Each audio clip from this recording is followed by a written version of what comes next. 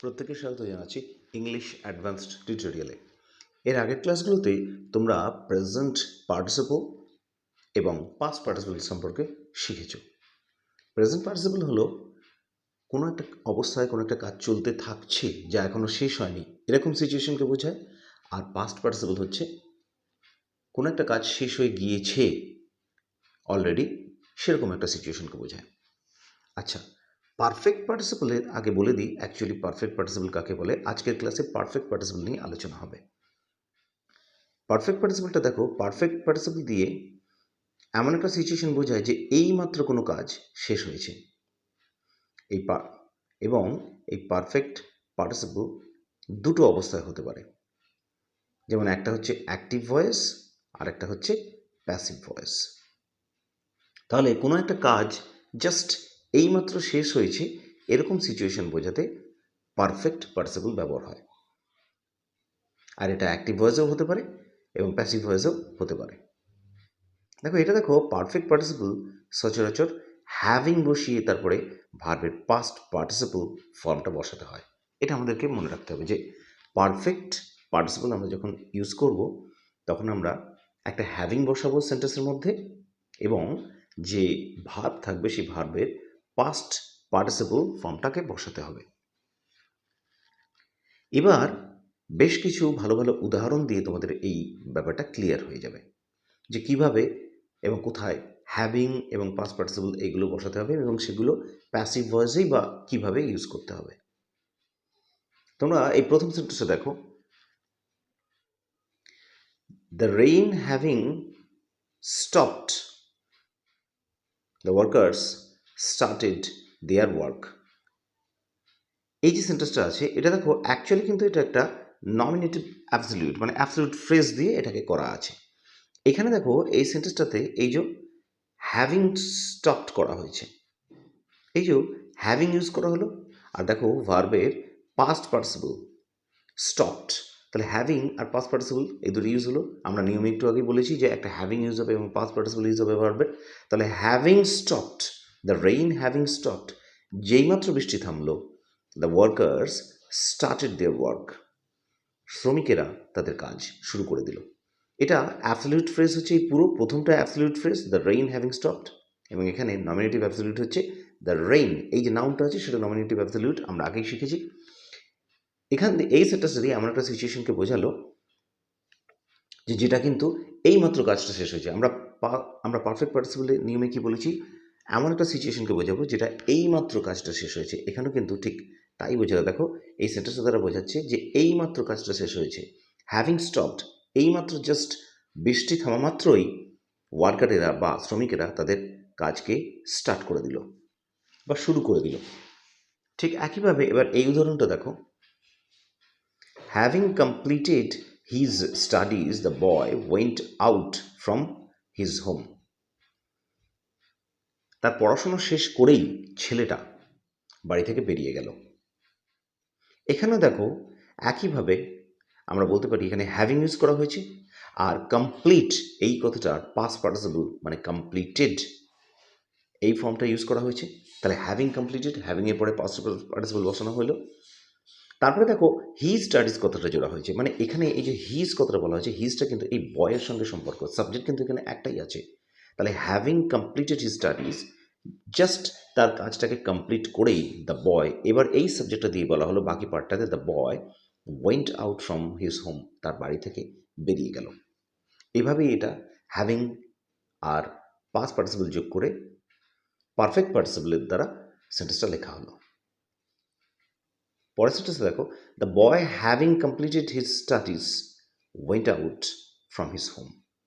এটা কিন্তু আগের সেন্টেন্সটার মতো একই রকমভাবে বলা হয়েছে, কিন্তু দেখো শুধুমাত্র এই যে বয় কথাটা সাবজেক্টটাকে আগে আনা হয়েছে, জাস্ট সেন্টেন্সের রকম ফের করা হয়েছে। এখানে আগেই সাবজেক্টটা দিয়ে দেওয়া হয়েছে দ্য বয়, তারপরে লেখা হচ্ছে হ্যাভিং কমপ্লিটেড।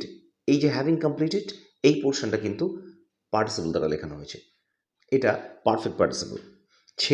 এই ছেলেটি যে বয় কথাটা এই সাবজেক্টটাকে আগে আনা হয়েছে, the boy having completed his studies, তার কাজটা শেষ করেই, এই জন্য এখানে যখন শেষ হলো এটা একটা কমা দেওয়া হয়েছে। তার কাজটা শেষ করেই দেখো ঠিক একই কথা লেখা হয়েছে went out from his home, তার বাড়ির থেকে বেরিয়ে গেল। তাহলে এই সাবজেক্টটাকে জাস্ট আগে বসিয়ে, দ্য বয় অবধি এটাকে আগে বসিয়ে এই সেন্টেন্সটা পার্টিসিপলে লেখা হলো পারফেক্ট পার্টিসিপল দিয়ে। এবারে এই এক্সাম্পলটা দেখো, having lost his parents the boy began to cry. ছেলেটা তার মা বাবাকে হারিয়ে ফেলে কাঁদতে শুরু করলো। এখানেও কিন্তু দেখো এই যে হ্যাভিং যোগ করা হয়েছে, তারপরে লুজ, LOSE লুজ, এই কথাটার পাস্ট পার্টিসিপল হচ্ছে লস্ট, সে কথাটা জোড়া হয়েছে। আমাদের নিয়ম অনুযায়ী এটা মিলে গেল, হ্যাভিং দিয়ে তারপরে পাস্ট পার্টিসিপল লেখা। হিজ প্যারেন্টস, কাকে হারিয়ে? না তার মা বাবাকে হারিয়ে। তারপরে দেখো এই যে বয় কথাটা, সাবজেক্টটা এখানে নিয়ে আসা হয়েছে।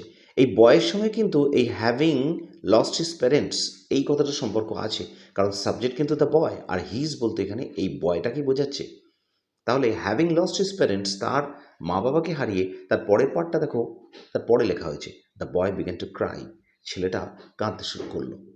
এভাবেই পারফেক্ট পার্টিসিপলে সেন্টেন্সটা লেখা হয়েছে।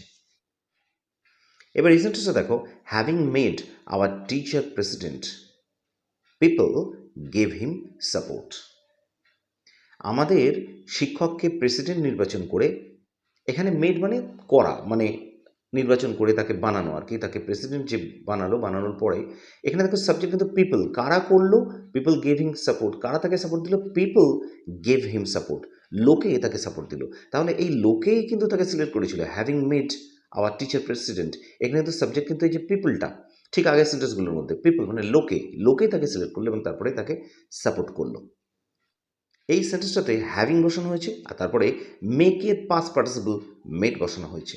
তাহলে হ্যাভিং মেড, এটা একটা, এই ফ্রেজটা একটা পারফেক্ট পার্টিসিপল হিসেবে ইউজ হলো সেন্টেন্সটার মধ্যে।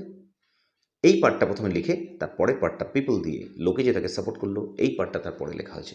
এভাবে এটা পারফেক্ট পার্টিসিপলে লেখা হলো। এই সেন্টেন্সটা দেখো, not having paid the loan he fled from his village. কথাটার মানে হচ্ছে লোন শোধ না করেই সে তার গ্রাম থেকে পালালো। এর আগেগুলো এতক্ষণ আমাদের অ্যাফার্মেটিভ সেন্টেন্সে হচ্ছিল, এটা একটা নেগেটিভ সেন্টেন্সের উদাহরণ দেওয়া আছে যে নেগেটিভ আমরা নাবাচক জিনিস কীভাবে ব্যবহার করবো। এই যে নট কথাটা আমরা আগে বসাবো, নাবাচক সেন্টেন্স যখন আমরা পার্টিসিপলে ব্যবহার করবো তখন নট কথাটা আগে বসাবো। সে কারণে এইভাবে লেখা হয়েছে এটা, যে not having paid the loan, লোনটাকে শোধ না করেই he flied from his village, সে তার গ্রাম থেকে পালিয়েছিল। তাহলে এখানেও দেখো এই যে হ্যাভিং পেইড, আগে হ্যাভিং বসানো হয়েছে, তারপরে দেখো PAY পে, এই কথাটার পাস্ট পার্টিসিপল হচ্ছে পেইড। তাহলে হ্যাভিং এর পরে পাস্ট পার্টিসিপল বসেছে। তাহলে এই যে পোর্শনটা not having paid the loan, এই যে পোর্শনটা, এইটার সঙ্গে কিন্তু এই যে বাকি তার পরের পোর্শনটার সেন্টেন্সের কিন্তু সম্পর্ক আছে। আর এখানে সাবজেক্ট হলো এই হি এর সাথে দেখো এই বাকি পুরো সেন্টেন্সটা কিন্তু সম্পর্ক আছে। তাহলে লোন শোধ না করে এই যে সে গ্রাম থেকে পালিয়ে গেল। এখানে পারফেক্ট পার্টিসিপলের পার্ট হচ্ছে হ্যাভিং পেইড, হ্যাভিং লেখা হয়েছে, তারপরে পে এর পাস্ট পার্টিসিপল ফর্মটা লেখা হচ্ছে পেইড। নিশ্চয়ই ক্লিয়ার হলো সেন্টেন্সটা। এবারে দেখো এখানে আমরা বলবো যে প্যাসিভ ভয়েসে কিভাবে এটাকে ব্যবহার হচ্ছে। প্রথমে যে সেন্টেন্সগুলো আলোচনা হলো সেগুলো অ্যাক্টিভ ভয়েসে আলোচনা হলো, এখন যেগুলো আলোচনা হচ্ছে সেগুলো প্যাসিভ ভয়েসে, মানে এর আগেরগুলো অ্যাক্টিভ ভয়েসে কর্তা নিজে কাজ করছে এবং তার সঙ্গে সম্পর্ক আছে সেন্টেন্স পারফেক্ট পার্টিসিপলের, সেভাবে জিনিসটা বোঝানো হয়েছে। এই পার্টটাতে বোঝানো হবে যে প্যাসিভ ভয়েসে, মানে এখানে কাজের গুরুত্ব বেশি। প্যাসিভ ভয়েস কখন ইউজ করা হয়? যখন কাজের গুরুত্ব বেশি হয় কর্তার থেকে। তাহলে প্যাসিভ ভয়েসে কিভাবে পারফেক্ট পার্টিসিপলটা ইউজ হচ্ছে এবার সেটাই বোঝানো হবে। দেখো এখানে কি বলা হয়েছে, প্যাসিভ ভয়েসে যদি পারফেক্ট পার্টিসিপল লিখতে হয় তাহলে হ্যাভিং বিন কথাটা লিখে ভার্বের পাস্ট পার্টিসিপল ফর্মটা লিখতে হবে। অবশ্য কখনো কখনো বি ভার্ব থাকলেও হ্যাভিং বিন বসতে পারে এবং এক্ষেত্রে তফাৎটা বুঝে নিতে হবে যে কর্তাই নিজে কাজটা করছে। আমি একটু এক্সপ্লেন করে দিই ব্যাপারটা।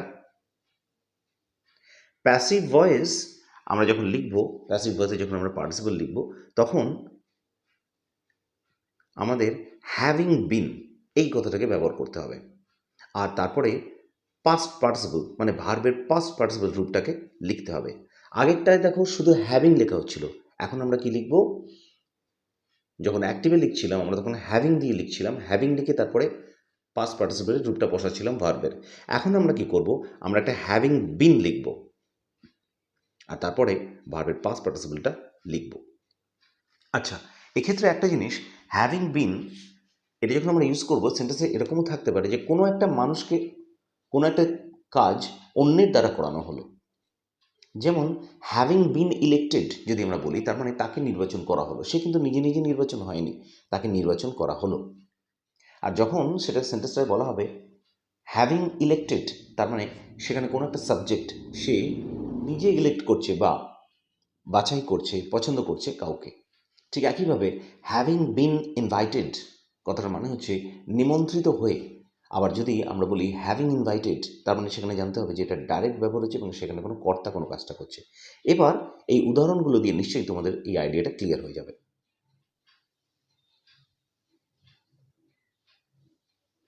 দেখো প্রথম এক্সাম্পলটা দেখো, our teacher having been elected the president people gave him support. এখানে দেখো এই যে কথাটা হ্যাভিং বিন ইলেক্টেড, এর মানেটা হচ্ছে এই আওয়ার টিচার মানে আমাদের শিক্ষককে নির্বাচন করা হয়েছিল, কিন্তু নির্বাচন করা হয়েছে। এখানে কিন্তু শিক্ষক নিজে নিজে কিন্তু নির্বাচন তাকে করেনি নিজেকে, লোকে করেছে, কেউ করেছে। এই যে পিপল এখানে এটাই বোঝাচ্ছে লোকে তাকে নির্বাচন করেছে। তাহলে পুরো সেন্টেন্সটা হলো our teacher having been elected, কথাটার মানে আমাদের শিক্ষককে নির্বাচনে বাছাই করার পরে, মানে প্রেসিডেন্ট করার পরে, এখানে প্রেসিডেন্ট আছে, প্রেসিডেন্ট বাছাই করার পরে, প্রেসিডেন্ট করার পরে পিপল গেভ হিম সাপোর্ট, লোকে তাকে সাপোর্ট দিল।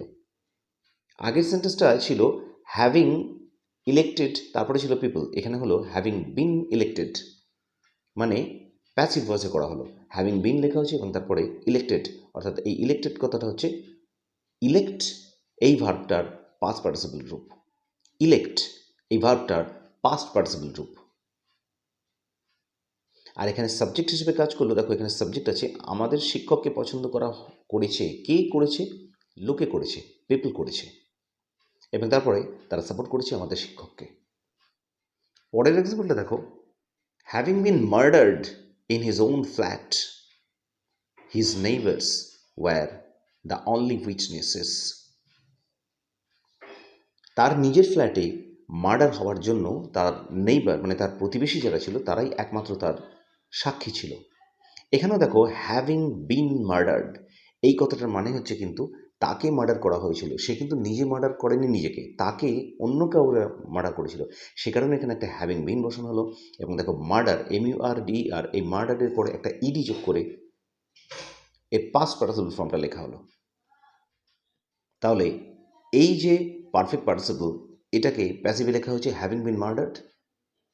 এটা তারপরে জাস্ট তার পরের কথাটা আছে ইন হিজ ওন ফ্ল্যাট, তার নিজের ফ্ল্যাটে। তারপরে দেখো এটা একটা আলাদা পার্ট আছে, his neighbours were the only witnesses, তার প্রতিবেশীটা ছিল একমাত্র তার সাক্ষী।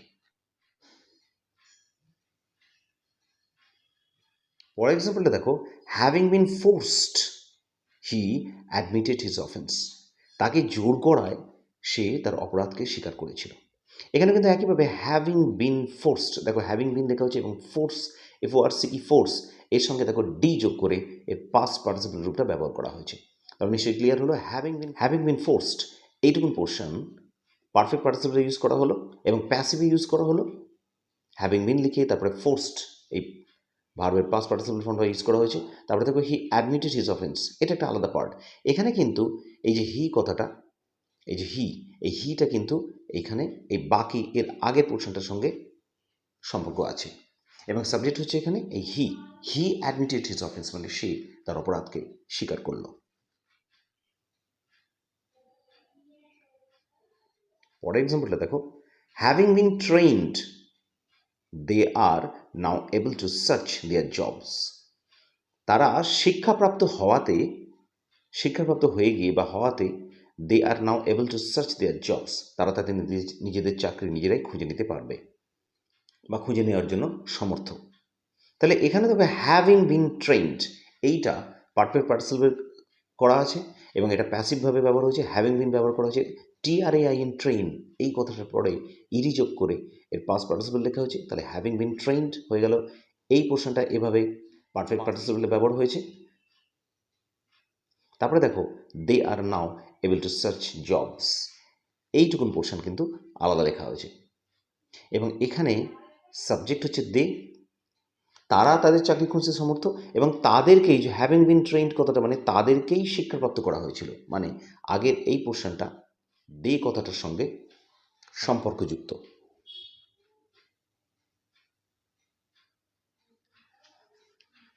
দেখো তারপর sentence, having been depressed the boy committed suicide.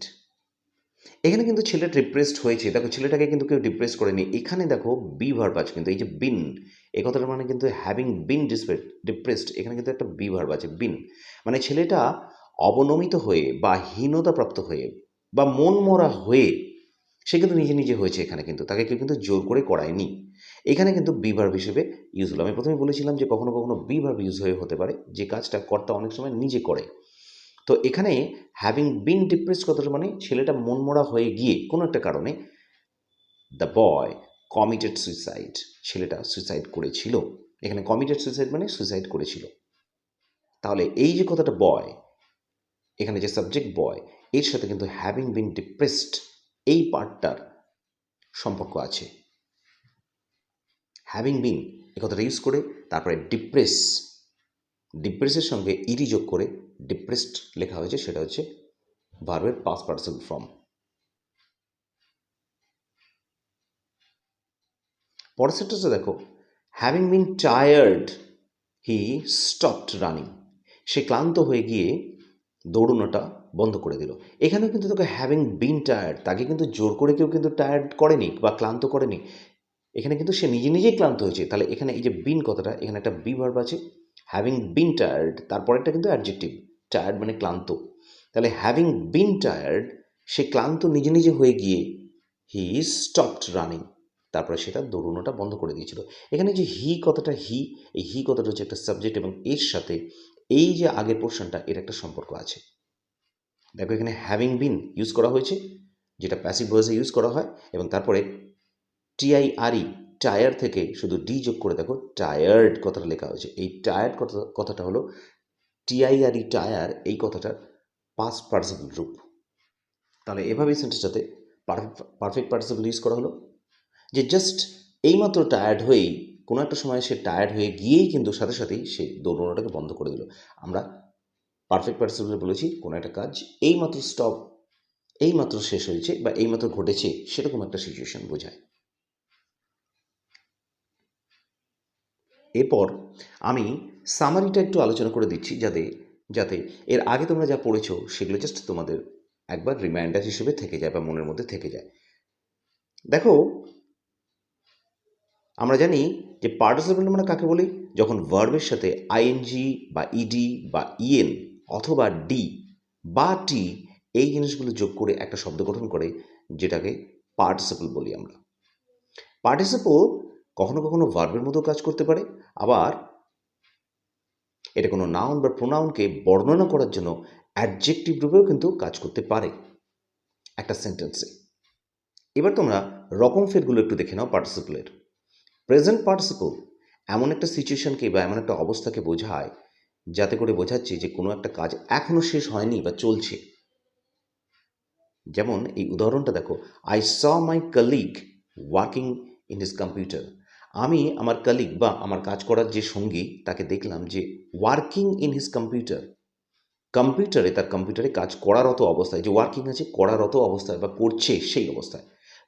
Present পার্টিসিপলে ভার্বের সাথে আইএনজি যোগ করে প্রেজেন্ট পার্টিসিপল বানানো হয়।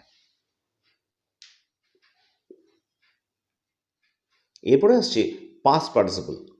পাস্ট পার্টিসিপল দ্বারা বোঝায় কোনো একটা কাজ শেষ হয়ে গিয়েছে আগে, সেরকম কোনো একটা সিচুয়েশনকে বোঝায়। যেমন দেখো এক্সাম্পলটা দেখো, maddened by hunger the boy snatched the food from the passenger. Snatch কথাটার অর্থ ছিনিয়ে নেওয়া। তাহলে ম্যাডেন্ড বাই হাঙ্গার, দেখো খিদেতে পাগল হয়ে গিয়ে ছেলেটা প্যাসেঞ্জারের থেকে, কোনো একটা প্যাসেঞ্জার বা যাত্রীর থেকে খাবারটাকে ছিনিয়ে নিয়েছিল। তাহলে এই যে ম্যাডেন্ড, আমরা সচরাচর past participle ED, EN, N ইত্যাদি যোগ করে করি। তাহলে ম্যাডেন্ড MEEDEN ম্যাডেন এই কথাটার সঙ্গে ইডি যোগ করে ম্যাডেন্ড, এখানে এটা পাস্ট পার্টিসিপল রূপে ব্যবহৃত হয়েছে এই সেন্টেন্সটাতে। দ্য বয় এই কথাটা এর সাথে এই আগের প্রশ্নটার সম্পর্ক আছে। এবারে তোমরা দেখো পারফেক্ট পার্টিসিপল, কোনো একটা কাজ এইমাত্র শেষ হয়েছে এরকম একটা সিচুয়েশন বোঝালে সেটাকে বলা হয় পারফেক্ট পার্টিসিপল। দেখো উদাহরণটা দেখো, having finished hour practical work we went to lunch room. আমাদের প্র্যাকটিক্যাল কাজটা শেষ করে ফেলার পরেই আমরা লাঞ্চ রুমে মানে খাবারের ঘরে আমরা চলে গিয়েছিলাম। তাহলে দেখো এখানে হ্যাভিং ফিনিশড, আমরা বলেছি আগে যে একটা পারফেক্ট পার্টিসিপল ব্যবহার করার সময় একটা হ্যাভিংকে যোগ করতে হয়, এবং সেই হ্যাভিংয়ের সাথে ভার্বের যদি অ্যাক্টিভ ভয়েসে সেটা ব্যবহার হয় তাহলে ভার্বের পাস্ট পার্টিসিপল রূপটা একেবারে বসে যায়। আর যদি প্যাসিভ ভয়েসে ব্যবহার হয় তাহলে হ্যাভিং বিন কথাটা ইউজ করতে হয় এবং তারপরে ভার্বের পাস্ট পার্টিসিপল বসে। তাহলে এখানে having finished hour practical work, just আমাদের কাজটা শেষ করেই, প্র্যাকটিক্যাল কাজটা আমাদের শেষ করেই তারপরে দেখো এই পার্টটা লেখা হচ্ছে we went to lunch room, আমরা আমাদের লাঞ্চ রুমে বা খাবার ঘরে চলে গিয়েছিলাম। তাহলে এখানে হ্যাভিং ফিনিশড, এই হ্যাভিং যোগ করে তারপরে ভার্বের পাস্ট পার্টিসিপল রূপ ব্যবহার করা হয়েছে, এইটা এখানে পারফেক্ট পার্টিসিপল হিসেবে ব্যবহার হলো। এতটাই ছিল আজকের ক্লাসটা। আশা করি পার্টিসিপলের এতগুলো পার্ট দিয়ে ডিটেলসে আলোচনা করে পার্টিসিপল সম্পর্কে একটা ধারণা সহজেই তোমাদের কাছে ক্লিয়ার হয়েছে। ভিডিওটা ভালো লাগলে লাইক করো, শেয়ার করো, আর অবশ্যই তোমরা কমেন্টে জানিও যে এই ভিডিওগুলো তোমাদের কতটা কাজে লাগলো। সকলকে ধন্যবাদ। দেখা হচ্ছে আবার নেক্সট ক্লাসে তোমাদেরই পছন্দের একটা ভিডিও নিয়ে।